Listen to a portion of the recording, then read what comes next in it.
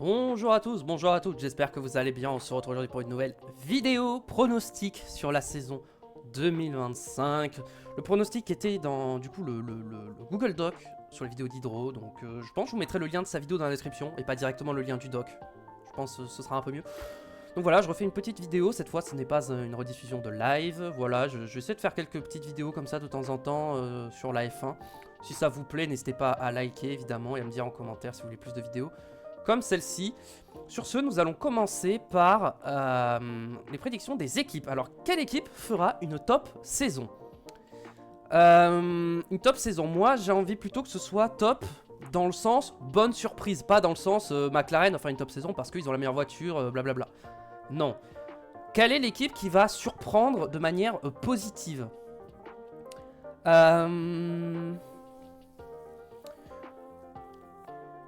Alpine, est-ce que ce serait vraiment une surprise de les voir genre finir 5ème au championnat? Je suis pas sûr. Hein. Est-ce que ce serait vraiment genre une top saison pour Alpine? En flop, je sais déjà qui je vais mettre, mais en top, j'hésite entre Alpine et Haas et Williams. Parce que je pense que les 4 top teams, en vrai, on peut pas dire si ça joue des victoires, des podiums réguliers, je pense pas qu'on puisse dire que c'est une top saison. Je veux dire, c'est ce à quoi on s'attend. Donc, je pense que la surprise, je pense que ça peut être Williams ou Haas. Alpine, je pense que je m'attends à ce qu'Alpine soit ok. Je vais mettre Haas, vous savez quoi? Je vais mettre Haas. Tout simplement, je vérifie quand même que la vidéo est bien prise en compte normalement. Oui, c'est parti. Ok, l'équipe qui va flop cette saison. Pour moi, je suis obligé de mettre Aston Martin. Tout simplement, Aston Martin, c'est une hécatombe hein, qui est en train de se profaner pour eux là cette année. J'espère que 2026 ils arriveront à régler leurs problèmes parce que sinon le projet Aston Martin va prendre un gros coup d'arrêt. Déjà qu'il n'est pas si attrayant que ça, ce serait très compliqué si en 2026 ça se passait mal. Passons à la suite. Très bien. Classement des constructeurs. Qui finira 10? Ok, donc là c'est tout le classement constructeur. Je regarde juste que tout est bien cadré. Je crois que oui. Bon. Ça peut être un peu mieux cadré, je pense, mais vas-y, on est parti dans la vidéo. J'essaierai d'ajuster ça pour les prochaines vidéos. Le cadrage, c'est... J'ai un peu de mal encore, je m'en excuse. L'équipe qui finira 10ème, bon ben, Steak, je pense qu'il n'y a pas de grosse surprise si je mets Steak 10ème. 9ème. 9ème, j'hésite entre deux équipes. En fait, ça va dépendre d'Aston. Parce que j'hésite entre Aston et V-Carb. Pour moi, Aston ça pue vraiment, mais d'un autre côté, je me dis Alonso il peut faire le taf. Stroll non. D'un autre côté, V-Carb, les pilotes seront peut-être moins à même de surperformer la voiture. Donc peut-être que, pour moi, si on les met à performance égale, Aston finit devant grâce à Alonso. Mais est-ce que l'Aston sera meilleur ou pas que la Racing Bull? Sachant qu'Aston va très probablement abandonner 2025 pour 2026. Je pense que c'est un peu risqué. Non, vous savez quoi? Je vais mettre Racing Bull quand même. Je pense que par contre, Aston va finir 8ème. Je les vois pas finir plus haut en vrai. Pour moi si Aston finit au-delà de la 8ème place, c'est une surprise. Je m'attends pas à les voir plus haut que 8ème cette année. Voilà. L'écurie qui finira 7ème. Alors 7ème, 6ème, 5ème, c'est assez dur. Ça se joue en Alpine, Haas et Williams. Je pense que en qualification, Williams est genre la 5ème force du plateau. Peut-être même la 4ème. Mais en course, je pense que 7ème pour Williams, sachant qu'ils vont très vite se concentrer sur 2026, je pense que 7ème, c'est assez logique. 6ème, pareil, 6ème, je vais mettre Haas et 5ème Alpine. Je pense que Alpine a plus de potentiel que Haas, que ce soit sur cette saison. En fait, je pense qu'Alpine peut plus investir sur cette saison que Haas et investir en même temps en parallèle sur 2026. Je pense que c'est l'équipe parmi les trois qui peut le plus investir sur les deux.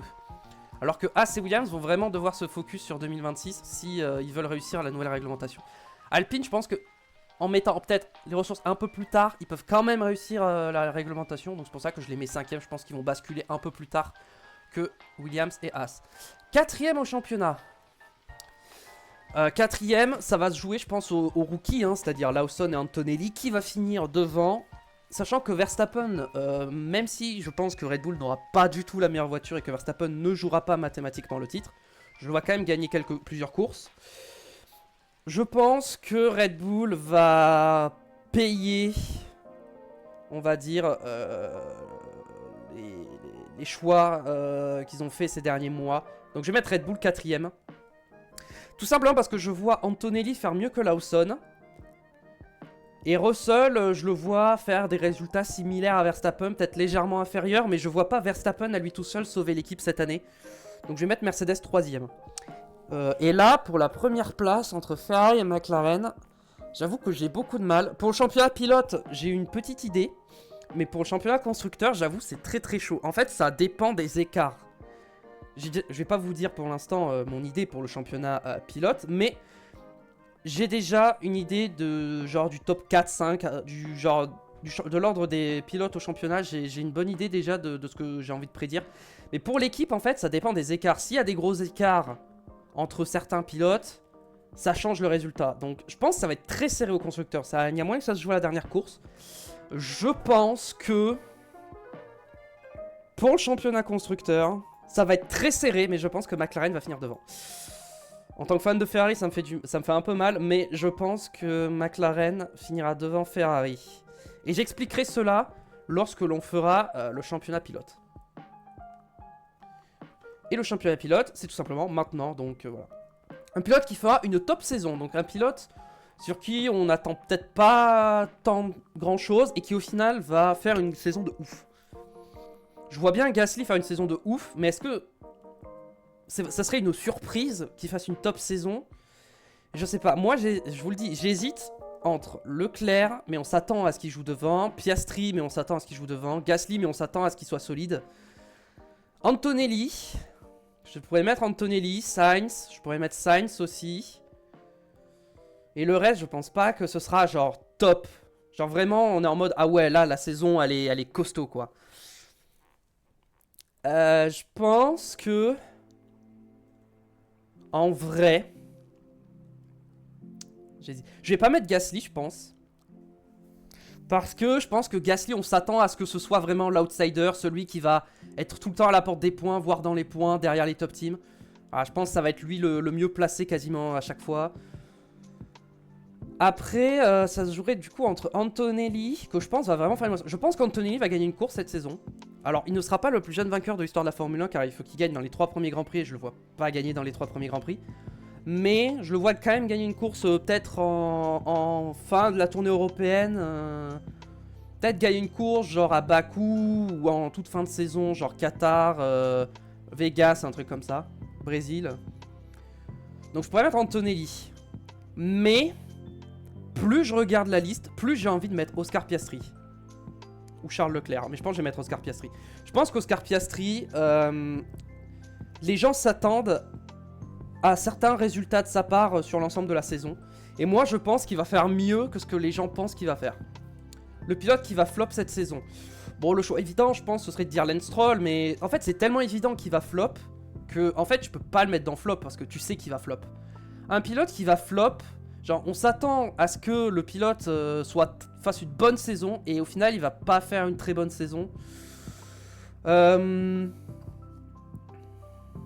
pourrais mettre Lawson, mais Lawson, le problème, c'est que les gens s'attendent pas forcément à ce qu'il soit exceptionnel. Donc, je pense pas que sa saison soit si décevante que ça, au vu de la voiture qu'il aura. Mais je pense que la déception, ce serait qu'il fasse moins bien qu'Antonelli. Je pense que ce serait plus ça. Mais un pilote qui pourrait décevoir le plus cette saison, je pense que c'est Norris. Et vous verrez quand je ferai le pronostic du championnat du monde, vous comprendrez pourquoi. Les pilotes qui remporteront au moins une course cette saison hors sprint. Bon, Verstappen va gagner au moins une course, Lando Norris, Leclerc, Piastri va gagner au moins une course. Ces 4 là, c'est sûr et certain. Je vois bien Russell gagner au moins une course, je vois bien Hamilton gagner au moins une course. Comme je l'ai dit, je vois bien Antonelli gagner une course. Après, sur les autres, le problème, c'est voilà, il peut y avoir une course folle et à tout moment, il y a une Alpine qui gagne ou une Williams. Enfin, voilà, on sait pas. Mais on va dire à la régulière, on va partir du principe que c'est à la régulière. À la régulière, je pense que nous aurons 1, 2, 3, 4, 5, 6, 7 vainqueurs différents. Comme l'année dernière, finalement. Et que le seul qui ne gagnera pas sera encore une fois la deuxième Red Bull. Je pense à ça. Pour le coup, je pense que Lawson finira plusieurs fois sur le podium cette saison quand même. Mais... En fait, j'ai beaucoup de mal à voir Lawson gagner face à Verstappen, Norris, Leclerc, Piastri, Russell, Hamilton. Pour moi, Antonelli a plus de chances de gagner que Lawson. Hein. Parce qu'en fait, le truc, c'est que chez Red Bull, la voiture qui doit gagner, c'est Verstappen, c'est pas Lawson. En fait, toutes les victoires que Red Bull doit prendre, c'est Verstappen qui va les prendre. Alors que chez Mercedes, toutes les victoires que Mercedes doit prendre, c'est pas obligatoirement Russell qui doit les prendre. C'est... Voilà, donc... On va partir du principe que Lawson ne gagnera pas. Un Français sur le podium cette saison. Les Français sont respectivement chez Alpine, Racing Bull et As. Donc là, il faut prédire une course folle. Est-ce qu'il y a une course folle où un Français finit sur le podium? C'est très dur à prédire. En fait, j'ai envie de dire oui quand même, mais ça me paraît compliqué, mais j'ai envie de dire oui. En vrai, je vais mettre non, parce que on aura des courses folles, mais je pense pas que ça va à ce point. En fait, le truc, c'est qu'une course folle, ok, mais ça veut dire qu'il faudrait qu'il soit pas dans les problèmes. Vu comment la bataille va être rude dans le midfield, il y a de fortes chances qu'ils soient dans les problèmes.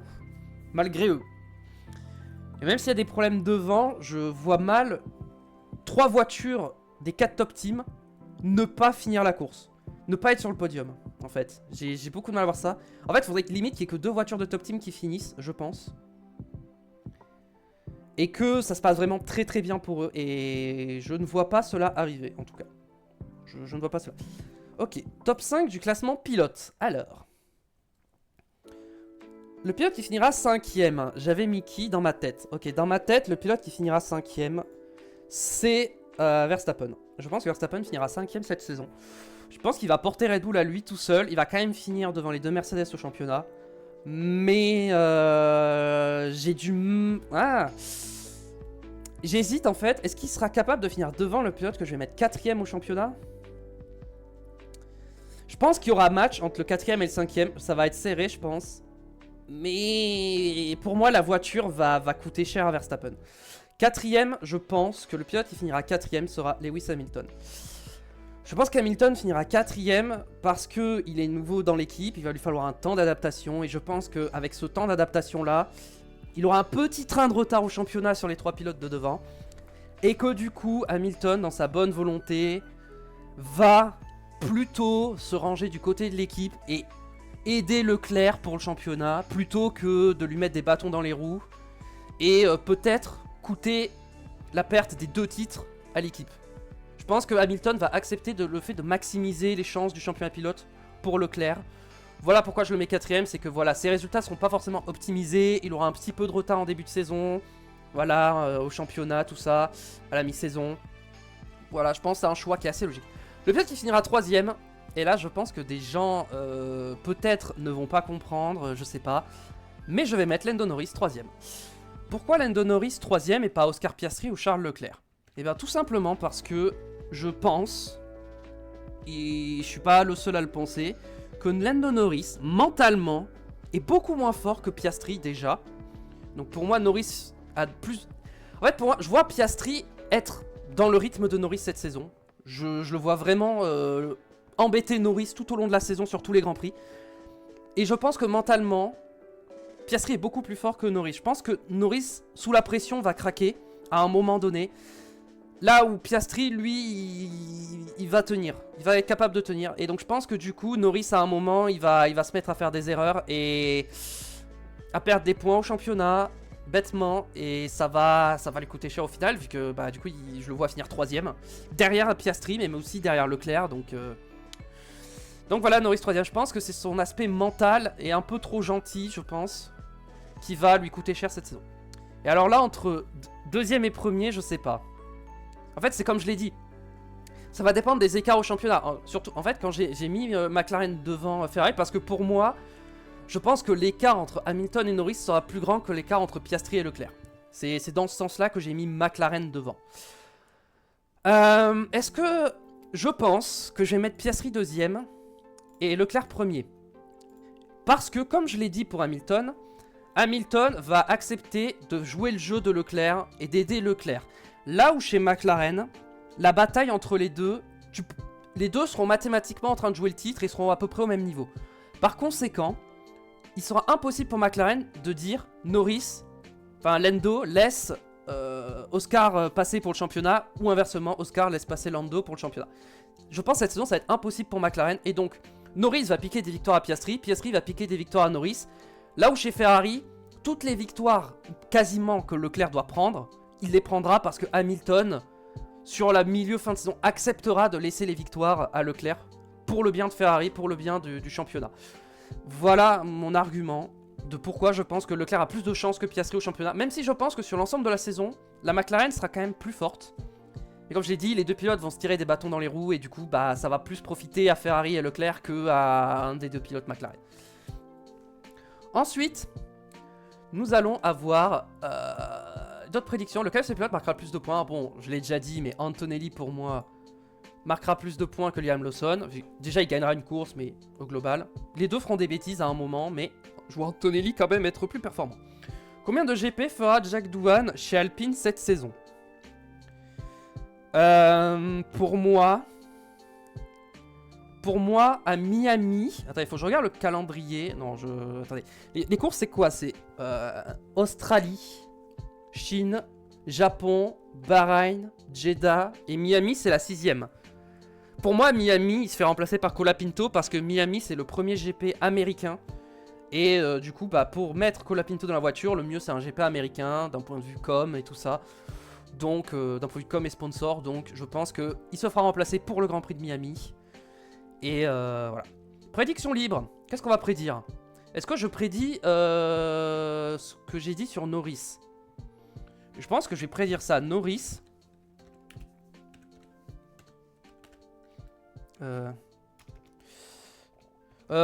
peut-être pas Norris. Qu'est-ce que je peux avoir comme autre prédiction? Parce que une prédiction peut-être un peu plus surprenante, je ne sais pas.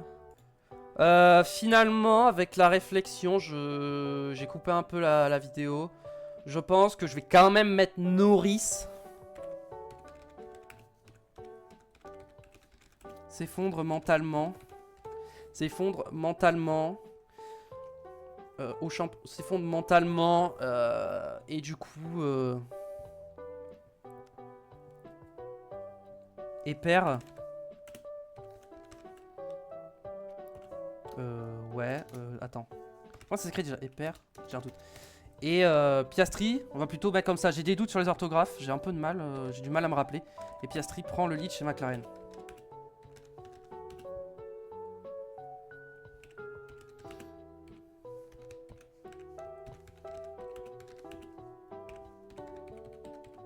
Au championnat.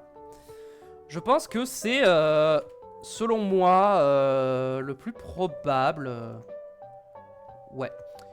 Envoyer. Et je vais envoyer ça, 2 secondes. Je vais mettre sur pause la VOD et j'envoie au cas où il y a des informations qui merdent. Ok, réponse enregistrée. J'espère que ça vous a plu. On se retrouve très vite du coup pour de nouvelles vidéos. Je l'espère. Si ça vous a plu, le pouce bleu, l'abonnement, n'oubliez pas pour le soutien. Venez me suivre sur Twitch.